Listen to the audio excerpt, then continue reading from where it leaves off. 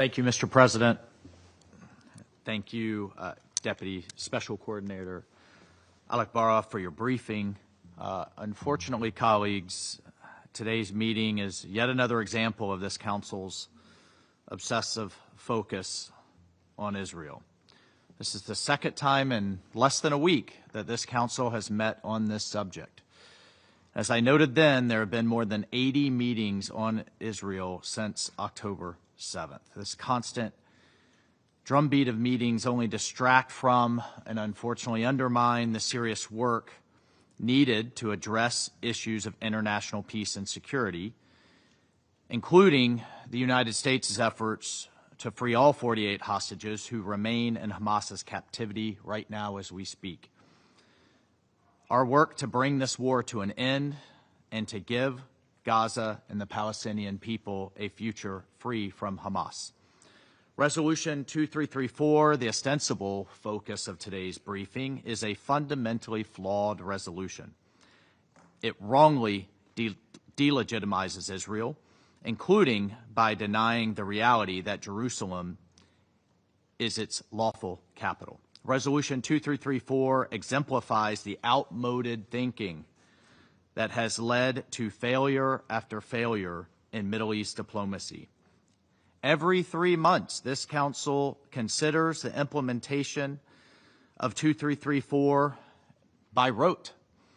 This is in addition to the regular monthly briefing and the quarterly general debates on the Middle East, which focus almost entirely on Israel. And so this constant drumbeat of meetings continues to distract from doing the actual work. Doing the actual work, colleagues, that many pressing threats to international peace elsewhere around the world so sorely need. So perfunctory briefings like this one today do nothing to end the conflict or bring the war to a close. The United States continues to work tirelessly to free all 48 hostages and end the war. President Trump just last week told the General Assembly that empty words do not solve wars. Action does. Action does. President Trump just this last week hosted a key meeting with the leaders of Arab and Muslim majority states to coordinate the day after planning for Gaza. Not only is he putting real plans on the table to end the war and free the hostages and stop the suffering, but he's already putting plans forward for the day after to make sure this never happens again. We cannot repeat ourselves. We cannot. The definition of insanity is to continue to repeat this year after year. Colleagues, if we want to end the war, we need to place accountability where it belongs, with the terrorist organization known as Hamas. The United Nations has yet to designate Hamas as a terrorist organization, even as it holds 48 hostages in horrific conditions, which will include, by the way, the remains of 2 American citizens, Itachin and Omar Nutra. Hamas has made these hostages dig their own graves on camera. All of us desire peace, colleagues. All of us desire peace. But we should be united by one message for Hamas: release the hostages now and end this war. Hamas bears absolute responsibility for the ongoing war in Gaza. Hamas began a war on October 7, 2023, with a massacre of innocent people, including women, children, and the elderly.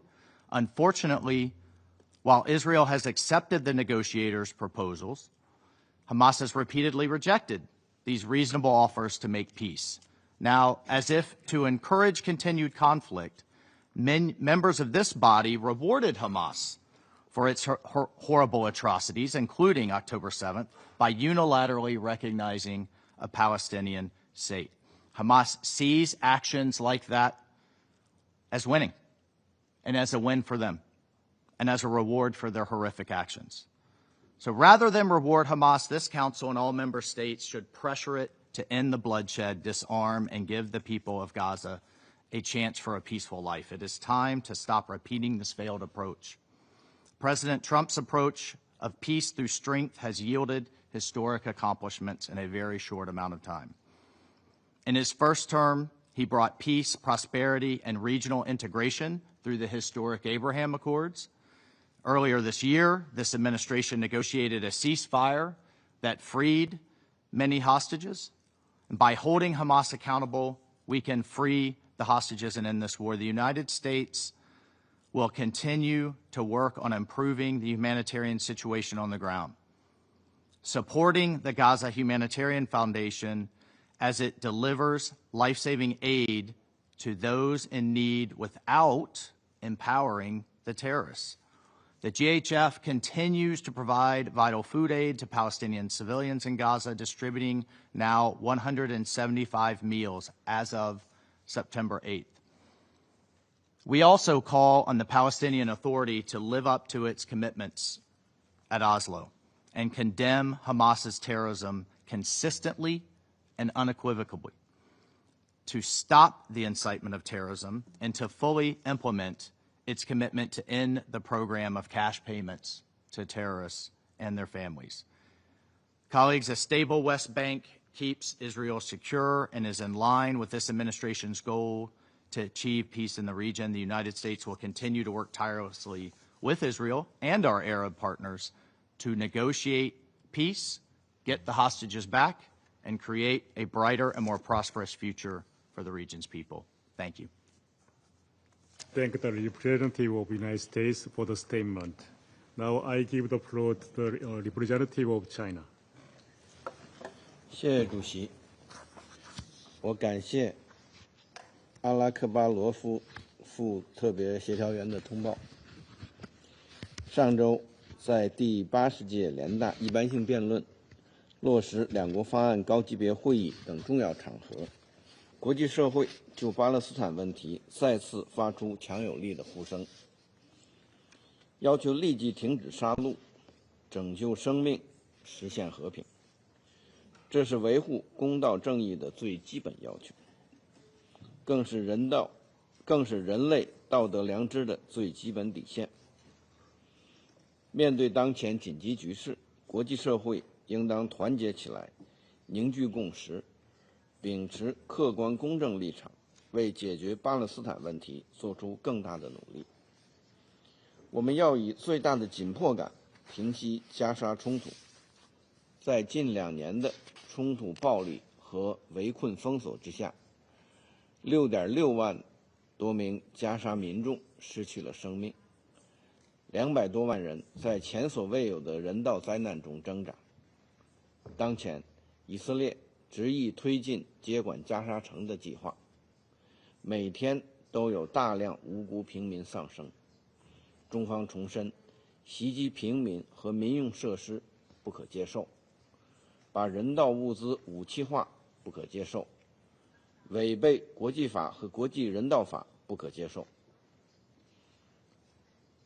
中方敦促以色列立即停止在加沙的一切军事行动，切实履行占领方义务，保障人道物资大规模、快速、安全进入，支持联合国等人道机构开展援助。对以色列有特殊影响的国家应切实负起责任。我们要以有力的行动缓解约旦河西岸紧张局势，